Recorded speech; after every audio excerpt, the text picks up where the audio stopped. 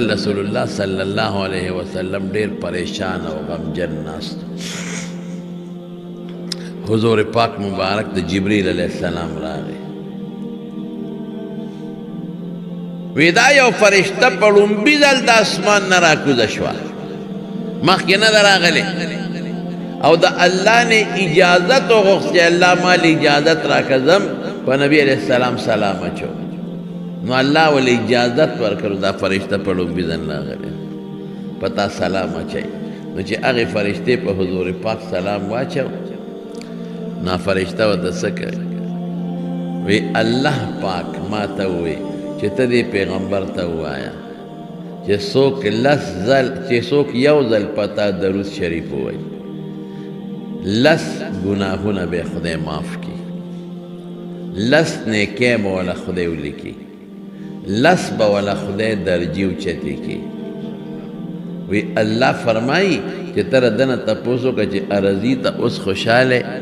نو حضور پاک وفرمایل او اوس خوشحاله شو. یو ځل چې تا اللهم صل علی محمد ټکې ووایي، یو ځل بس 10 نیکۍ 10 رحمتونه خو درته راغلل او 10 ګناهونه دې ورجېدل.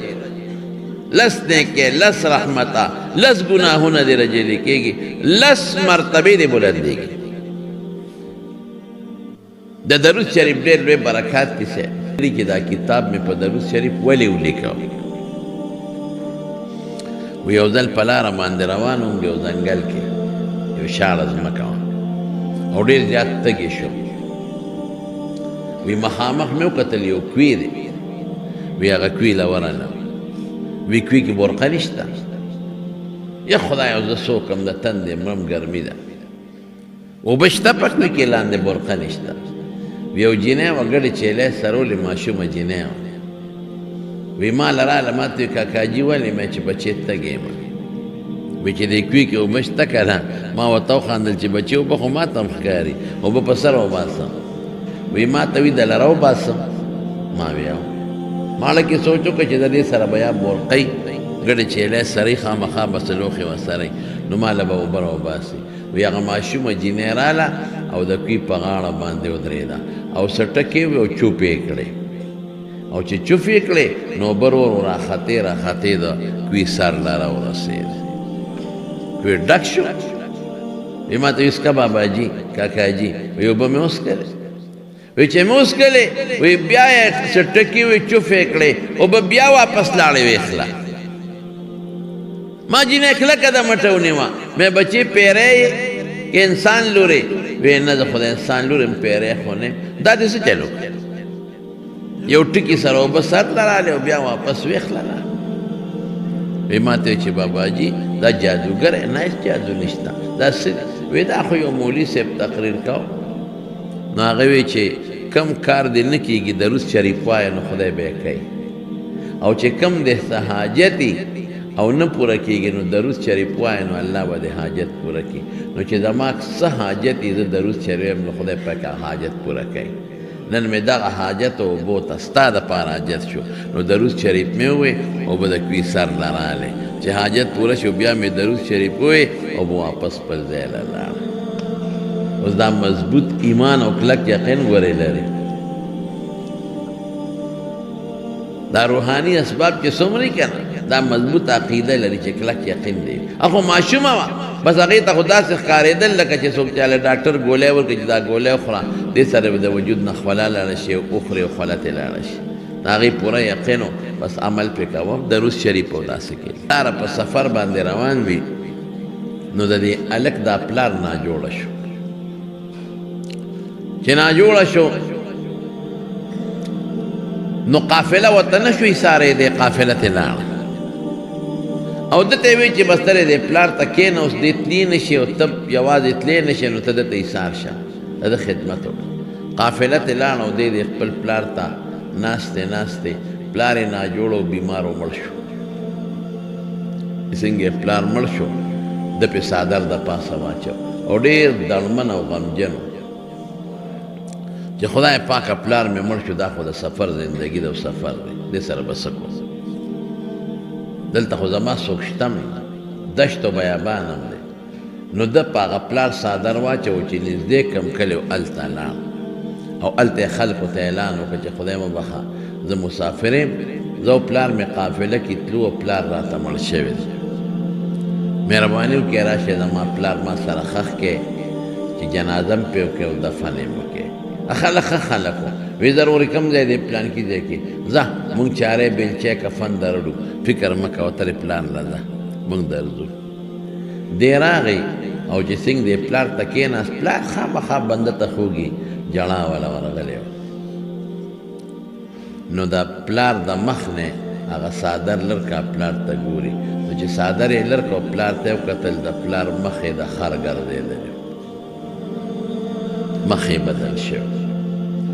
مسخ خدای پاک د حضور پاک د امت نه د پیغمبر علیه السلام په برکت او په دعا ختمه کړې ده خو داسې یو کس دین باندې کېږي په امت من حیث الامت به نه کېږي ځکه رسول الله صلی الله علیه وسلم دعا کړې ده چې څنګه مخ د خر شوی دی د فوراً په څادر د پاسه اچولی دی او په د دومره هیبت راغی چې دی بېهوشه شوی دی چې دی بېهوشه شو پرېوته یا خدای پاکه دا څه شو اوس په خوب کې دی ویني په دې بېهوشۍ کې چې دی وده دی په دې کې دی ویني چې نبی کریم صلی الله علیه وسلم دی او ګڼ شمېر ملګري دي ورسره حضور پاک مبارک دې سړي ته وایي ملګري ولې پریشانه وی د الله رسوله پریشانه په دې چې مونږ روان وو حج له یا عمرې له او پلار مې دلته راته مړ شو دغسې د خلکو له لاړم چې راشه زما پلار را سره ښخ کې زما د پلار مخ بدل شوی دی وی زه دې له راغلی خدای دې له را رسولی کم دی پلار دی اوس دې خوب کې هم دا دی وی مخ یې کولاو که څادر مې لرې کړ وی رسول الله مبارک خپل مبارک لاس د هغه په مخ راخ کړ چې ریخ کړ د پلار مخ مې ټیک شو او د مخ کې نه ښکلې شو نورم خشته شو مخ یې دلنده شو ډېر زیات خوشحاله شوم او رسول الله مبارک ته وایم د الله رسوله تا خو ما سره ډېر احسان وکړه ځکه چې دا خلک اوس راځي جنازه پې کوي دا خلک به څه وایي چې دا موږ تا خر له راوستو که انسان له دې راوستو تا ته څه پته ولګېده چې ته راغلې واوره وی ستا د پلار به روزانه په ما درود شریف وی او فرشتو به هغه درود شریف ما له را رسول او دا ګورې حدیث کې راځي ښه من صلى علي عند قبري سمعته ومن صلى علي نائيا ابلغته حضور پاک فرمایي چې چا زما د قبر په خوا کې په ما درود شریف ووی زه یې ډارک په خپله اورم او چې څوک د لرې ځای نه وایي نو هغه ما ته را رسولی شي فرشتې را رسوي او بل حدیث کې راځي ان لله ملائکة سیاحین فی الارض یبلغونی عن امتی السلام دا الله فرشتې په دې مخ د ځمکه ګرځي او چې څوک په ما سلام وایي نو هغه فرشتې یې ما له را رسوي او بیا څنګه یې ور رسوي فرشته لاړه شي ورته وایي فلانکي د فلانکي زوی نن پتا دومره درود شریف ویلی دی فلانکی د فلانکی زوی نن پتا دومره درود شریف ویلی دی باقاعده فرشتې ورته د پیغمبر مبارک نو ستا د پلار درود شریف به روزانه را رسېدل وی نن هغه فرشتې د نورو خلکو رو رسول او ستا د پلار پکې رانله وی ما دې تپوس وکړو چې د فلانکۍ علاقې یو سړی و او خوري ګولر روزانه په هر ټیم کې ما درود و یو را رسېږي نن خو د هغه درود رو نه رسېده وی فرشته وی چې خو مړ شوی دی او تا ته محتاجه دی وی مې چې ما ته څنګه محتاجه دی وی د هغه شکل بدل شوی دی نو یې زه خدای دلته تاله راوستم چې زه ورسره مدد وکړم امداد ورسره وکړم دې کې ګورې ډېرې عبرت دی زما وروڼو هغه وایي چې دا بېهوشۍ نه راویښ شوم او مې کتل د پلار مخ مې ټیک شوی او د مخکې نه نور هم خشته و نو زما وروڼو درود شریف ډېر لوی برکات دی خلک د دې ځای نه دي لاړ شي په مسجد نبوي مبارک کې لمونځ وکړي حج ته لاړ شي د بیت الله مسجد نبوي مبارک ته لاړ شي هلته لمونځ وکړي او بیا ورشي رسول الله صلی الله علیه وسلم ته مخامخ ودرېږي او په حضور پاک درود او سلام کوي. ډېر خوند کوي ډېر. وګورئ دا هغې سهار هم ورځي سلام اچوي، ماسپښین هم ورځي سلام اچوي، مازدیګر هم ورځي سلام اچوي، ماسخوتن هم ورځي په رسول الله مبارک سلام اچوي. او رسول الله صلی الله علیه وسلم په خپله فرمایي چې ما باندې څوک سلام واچي دی اورم نو صحابه دې تپوس کړي وقد بلغت الله رسول ستا وجود خو به خوري شوي، ته به زمونږ سلام څنګه اورې وجود به دې خوري شوي، ځکه مړی خو چې قبر کې کېدې خوري شي. نو حضور پاک او فرمایل ان الله حرم على الارض ان تاكل اجساد الانبیاء، الله په ځمکه حرام کړي دي چې د پیغمبر غوښې به نه خورې، د پیغمبر وجود به نه خورې. فنبی الله حی یرزق، د خدای پیغمبر په قبر کې جمدې د روزي ورته ملاویږي. نو هلته بیا مخامخ لاړ شي او خلک سلام وایي او درود وایي. هلته هم ډېره بې ادبي نن سبا کېږي، ځکه قانون دا دی چې د حضور پاک مخې ته ودرېږي نو ډېرې چغې به نه وي. لا ترفعوا اصواتکم فوق صوت النبی، دا پیغمبر د آواز نه به آواز نه اوچتې، ډېرې چغې به نه وي. ان الذین یغضون اصواتهم عند رسول الله اولئک الذین امتحن الله قلوبهم للتقوى لهم مغفرة ورزق کریم. هلته کې دا آیت د جنګلې مبارکې د پاسه لیکلی دی، د پیغمبر علیه السلام د ادب او د احترام دا آیاتونه په جنګلې د پاسه لیکلی دی. نو هلته به خاموش ولاړې ودرېږه الصلاة والسلام علیک یا رسول الله، او دا به په خپل لکې راولي چې پیغمبر مبارک وسلام او چوم دلته نو دی اوري. الصلاة والسلام علیک یا حبیب الله، الصلاة والسلام علیک یا صفی الله، الصلاة والسلام علیک یا خیر خلق الله. داسې د پیغمبر مبارک نور صفتونه هم دي پکې. کوشش وکړي چې ډېر وخم وانه لري چې نورو مسلمانانو ته تکلیف هم ونه رسوي او چغې مو نه وایي او شور هم نه کوي. او ډېر خلک هلته لګیا دي ویډیو کیمرې ریستي او تصویرونه وباسي. په تصویرونو خو پیغمبر ډېر زیات خفه کېږي، تصویر ګناه ده. زمونږ هم د دنیا خلک وباسي تصویرونه، لیکن تصویر ګناه. او بعضې خلک پکې داسې بل زه ګاډي ته ختېدم، یو هلک راغی یو تصویر در سره وباسه، میں بچی تصویر گناہ دا وی برکت لو بازم،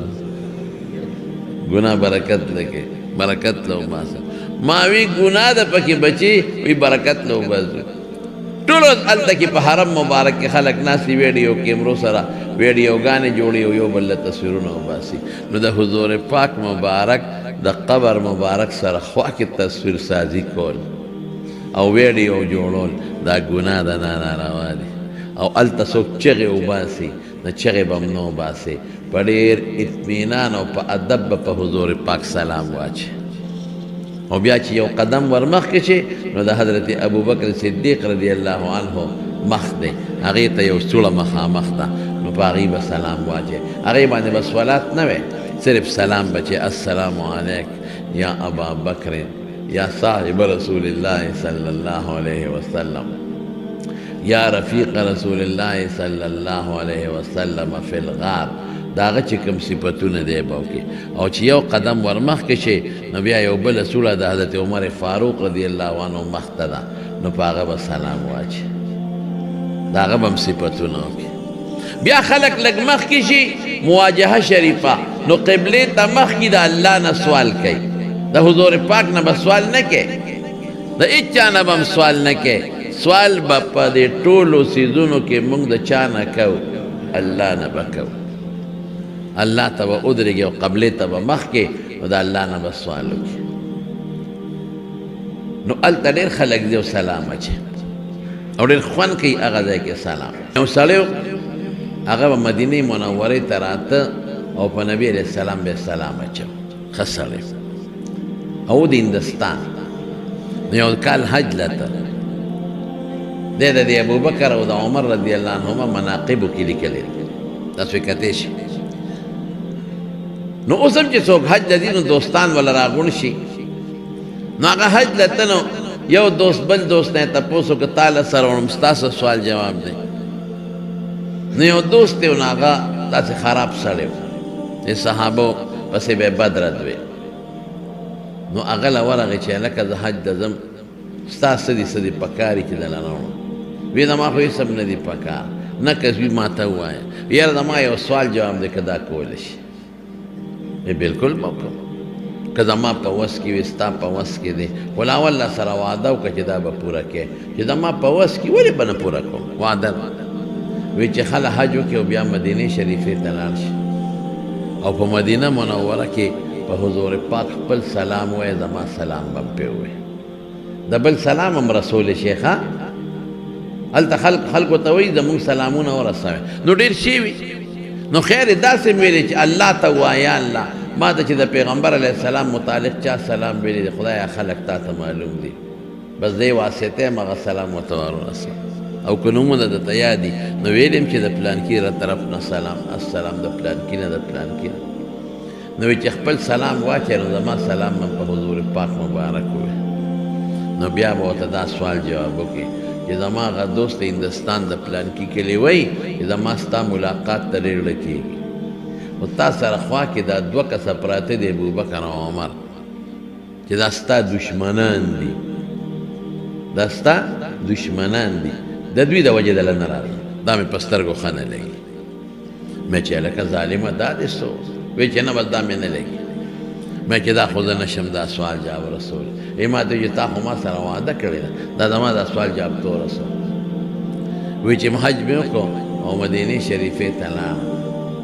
او په مدینه شریفه کې حضور پاک مبارک ته ودرېدم او خپل سلام مې ورسم نو دغه سړي سلام مې په پیغمبر علیه السلام کوي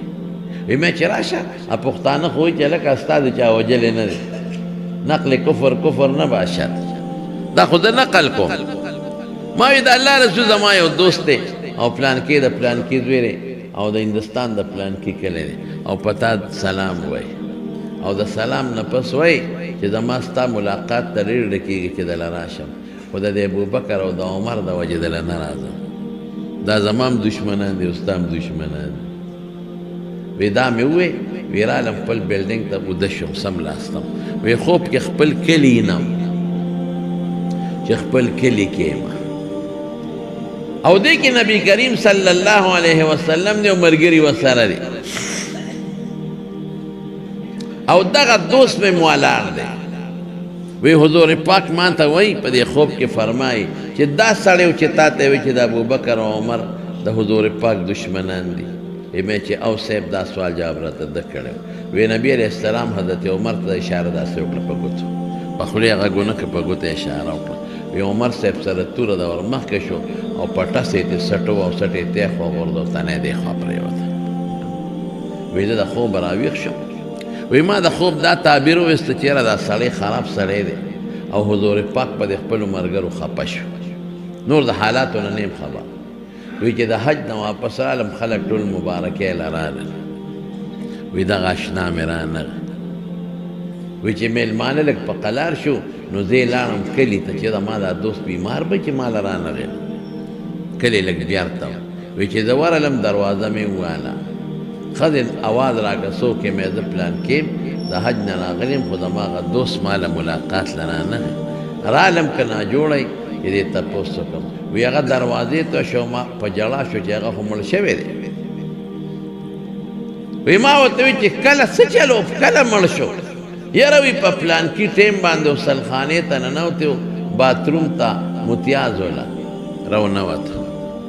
مونږ ورپسې ورډبه خو جواب یې نه راکړ اخر کې م دروازه ماته کړه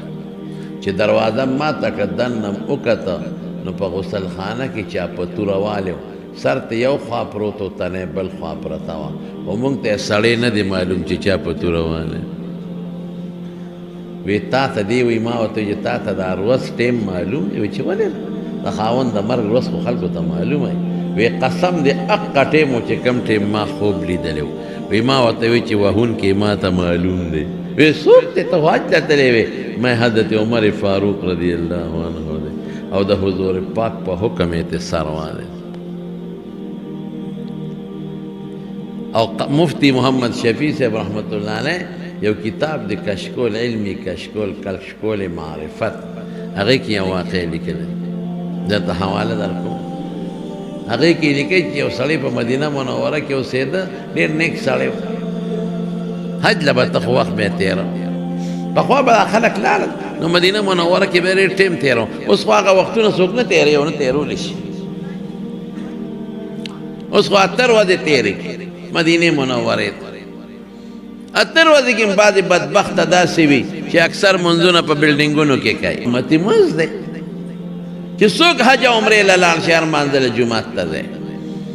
او چې هلته کوم اوسېږي بعضې مسافر دي هلته مزدوري کوي د چا دوکانونه دي څوک مزدورۍ له تلي هغې ته هم دا وایم چې کوشش کوئ چې کله د خپل کار نه اوزګار شئ نو سار خو ټول اوزګاري خلک ځکه سا خو حرم ته ځئ منځ پکې کوي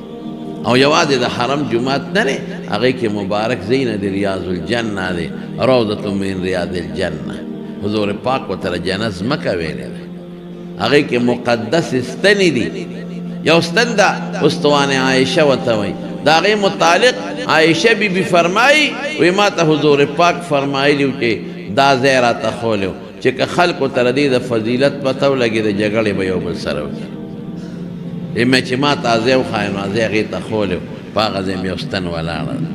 نو بعضې دي خلک خوش قسمته او دوه رکعته نفل پکې کوي او بل خدا هغه ځای نه چې کوم دی رسول الله مبارک 10 کاله تېر کړي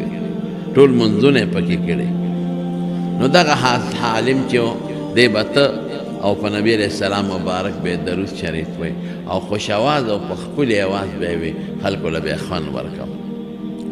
نو یو سړی په مدینه شریفه کې هغه وله ډوډۍ وکړه چې ما سره دعوت ته لاړ شه نو بویت نو چې څنګه یې بوت نو مالدار سړی و نوکران یې دا مفتی شفیع صاحب لیکلی نوکران یې د مخکې نه ورته پې کړي نو هغې کلک ونیو ګرفتار یې کړ خدای زه خو د ډوډۍ نه راوغوښتم او کوټې ته یې دننه کړه او ورته ویې شابه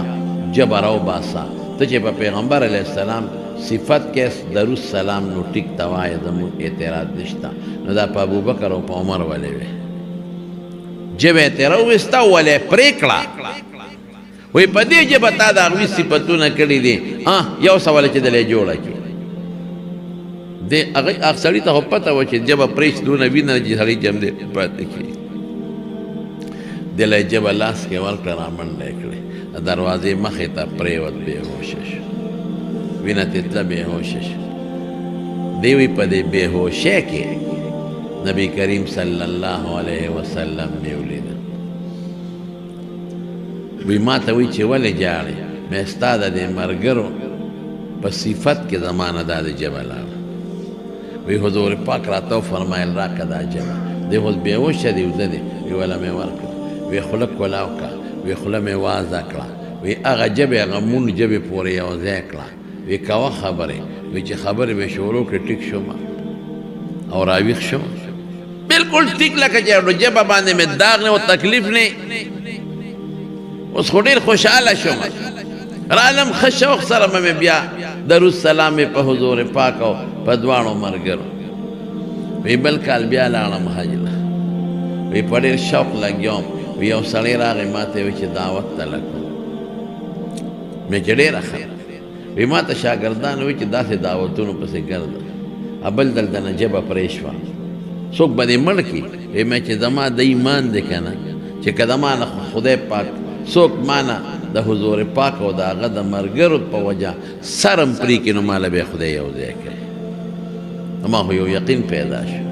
وی چې بویه تلم په حقه کور یې وردن نه کړم چې په روز کال کم کور کې ما سره لانجه شوې وه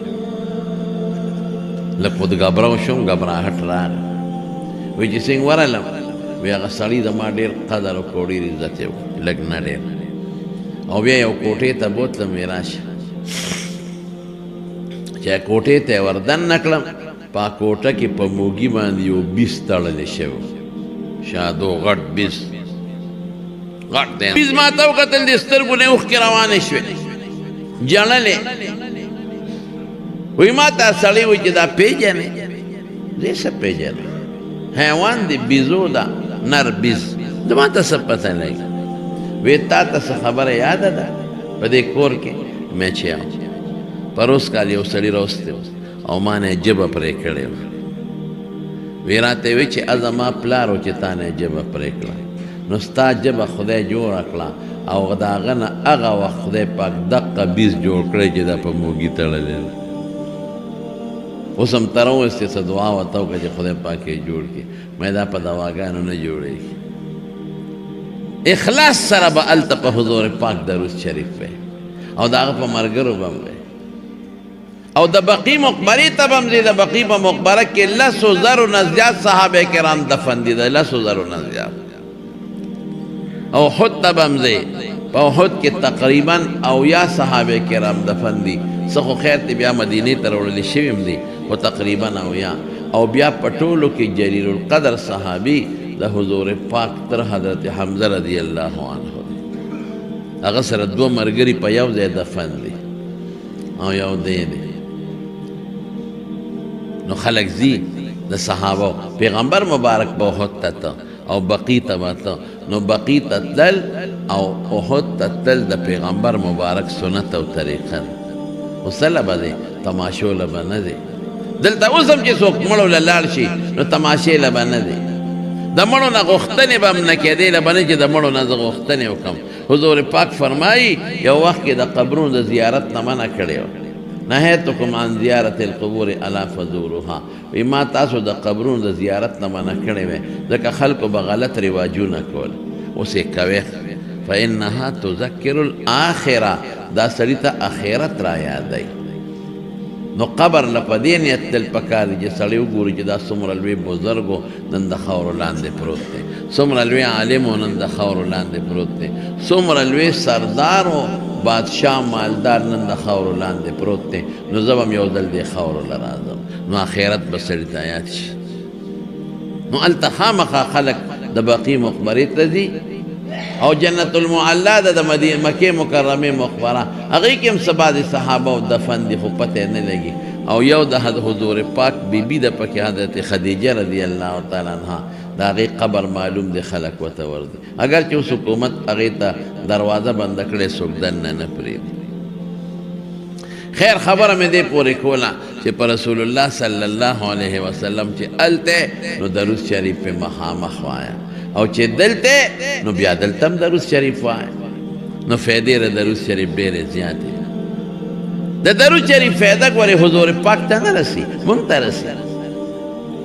یو حدیث دی د رسول الله صلی الله علیه وسلم ان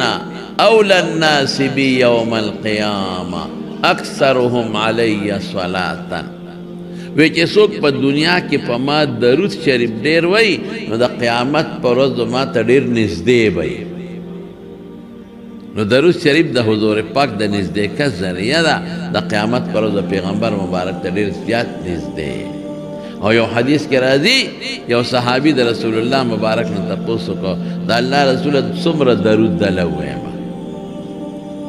نو حضور پاک ورته وی چې څومره ویلی شي وایم. وی ښه داسې به کوم چې نیم وخت به دله درود شریف ویم او باقي نیم کې به ځان له دعاګانې غواړم. وی ډېره ښه ده خو که د دې نه دې هم زیاتوالی وکړه نو ښه به وی ښه 2 وخت به تا له درود شریف ویم 1 به دعا ځان له غواړم. وی ډېره ښه ده خو که د دې نه دې هم زیات درود ووی نو ښه به وی ښه د الله رسوله به ټول به تا له درود ویم او ځان لاړو دعا نه غواړم. نو حضور پاک ورته څه وی بلکل ټیک تا الله دې په دعا خبردار دې دعا به دې خدای قبوله کړي او غم به دې خدای ختم کړي. به دې خدای پاک پوره کړي او دعا مو سره قبلېږي. کله چې دعا کوې مخکې وروسته ورسره درود شریف وایې ښه کله چې کوې. یو صحابي دعا وکړله حضور پاک ورته وی ایها المصلی قد عجلت منګزاره تلواره دې وکړه. نو وی د الله رسوله څنګه وکړم. وی چې کله سوال وکې او دعا کې نو بیا په آخر کې په ما درود شریف ووایه نو خدای به دعا قبوله کړي. د دعا دپاره 3 آداب په ذهن کې کښېنوي. آداب خو ډېر زیات دي خو 3. لومبی د خدای حمد وایه کله هم چې دعا کوې چې نور څه نه یاد دا خو درته یاد دي چې الحمدلله رب العالمین دومره پورې مو وایه د خدای حمد. بیا ورپسې درود شریف وایه. درود شریف پسې بیا د خپل اخلاص نه د زړه نه دعا کوې او په آخر کې بیا درود شریف وایه دعا به قبلېږي که خیر انشاءالله. نو درود شریف وایه ښه. بعضې خلکو یو پروپیګنډه کړې ده وایي په ناسته به وې په ولاړه به نه. سو کوئی لکه په ولاړه دی دا پلان کې بیماری په کونډه بدی وي خوږي مینن سبا خود ارچا کونډه خوږي نو بس بیا به هر سړی وي چې دا جوړ ما درود شریف په ولاړه ویلې ځکه مې کونډه خوږي دا غلطه ده دا د درود دشمن دی ظالم آداب په خپل ځای دی درود شریف آداب یې دا دي چې ښه یک طرف ته یکسو کېنه او قبلې ته مخ کو چې هېڅوک هم نه نو درود شریف ووایه دی آداب دی ښه خبره ده لیکن هر وخت کې درود په پیغمبر مبارک وایه یو دای چې کوم وختو کې منع نو هغې کې مه وایه لکه په اودسمات نه ذکر کولی شي نه درود شریف غسلخانه کې نه ذکر کولی شي نه درود شریف هغې کې مه وایه چې بربنډې مه ذکر کومه درود شریف وایه نور یو ټیم چې د نه پاتې نه شي په هغې کې په روانه کې مواړه په ګرځېدو کې مه وایه په حضور پاک درود شریف الله پرې ډېر زیات خوشحالي ښه اوس درته درود شریف یو څو مسالې چې کله د پیغمبر مبارک نوم واغېستلی شي نومونه یې دوه دي ښه هسې نومونه خو یې ډېر دي خو دا ذاتي دوه نومونه دي یو محمد او بل احمد صلی الله علیه وسلم دې دوو کې چې یو واغېستلی شي نو یو ځل درود شریف واجب دی خامخا به وایه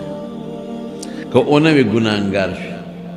او هغې کې یو حدیث دی د حضور پاک مبارک رسول الله مبارک یو دل د دې منبر په دې لومبی پوړی قدم کېښود نو وی آمین نو چې په دویمه یې کېښود بیا وی آمین نو چې په درېیمه باندې کېناست نو بیا وی آمین نو چې صحابو ته تپوس وکړه د الله رسوله مونږ خو چا دعا ونه او ستا آمین هم واورېد وی په یو پوړی چې مې قدم کېښود نو حضرت جبریل علیه السلام راغی وی ما ته وی چې د چا مور او پلار جمدي وي او دې دومره خدمت ونه کړي چې د دې مور پلار په خدمت ځان جنت ته ورسوي نو خدای دې هلاک کړي رغم انف رجل پوزه دې په خاورو ککړه شي خدای دې هلاک کړي نو ما وی آمین هلکه دې نه څه معلومه شوه چې مور پلار د چا جمدي وي دې به خدمت کوي دومره خدمت به کوي چې د مور او پلار د خدمت د وجې ځان جنت ته ورسوي او که دومره خدمت یې ونه که نو ګورې خیره چا کړې ده جبریل علیه السلام آمین پې چا ویلی دی حضور پاک نو دا خیره به قبلیږي که به نه قبلیږي ټول د مور او پلار قدر کوئ ښه او عزت او احترام کوئ دا چې څومره نوجوانان دي ټولو ته زما له طرف نه دا یو وصیت دی چې هر ماښام ماسخوتن پلار له په دې اوږو یو دوه لاسونه ایږدی پخپو ولې یو دوه لاسونه ایږدی مور له په اوږو یو دوه لاسونه ایږدی پخپو په دې ته ستړی کېږي نه یو 15 منټه خو د هغې د زړه نه به راته دعا وخېږي دعا او دغه دعا ډېره زیاته قبلېږي هسې مور پلار دعا کوي خو دغه ډېره قبلېږي او چې کله څه شی راوړې نو کوټې ته پټ په جورابه کې شی مه تختوه امین چې بادام وړي نو په جیب کې دننه کوټې ته وړي نو داسې به نه کې چې په جیب کې ریشې دننه پټ کړي او مبارک یې دننه محترم یې ازغلی مور له وړه لاول مور له وړه د هغې نه پس کور والا له ورکوه لاول پلار له وړه د هغې نه پس وړه او که کوټې ته دې یوړل مجبوره بعضې خلک شته مجبوره نو بیا ته په پلیټ کې لږ شی راواله مور پلار له راوړه کېنه اړه به یې دعا وکړي دعا دویم څه وی په دویمه پوړه چې کېناستم په دویمه یا درېیمه خیر وی چې په چا د رمضان میاشت راشي او دې دومره د الله عبادت ونه کړي چې ځان په خدای وبخي او جنت ته ورسېدی دې خدای هلاک کړي نو رمضان کې به دونه عبادت کوې چې ځان په خدای وبخې که دونه مو نه که نو خیره جبریل علیه السلام کړی د امین په حضور پاک ویلی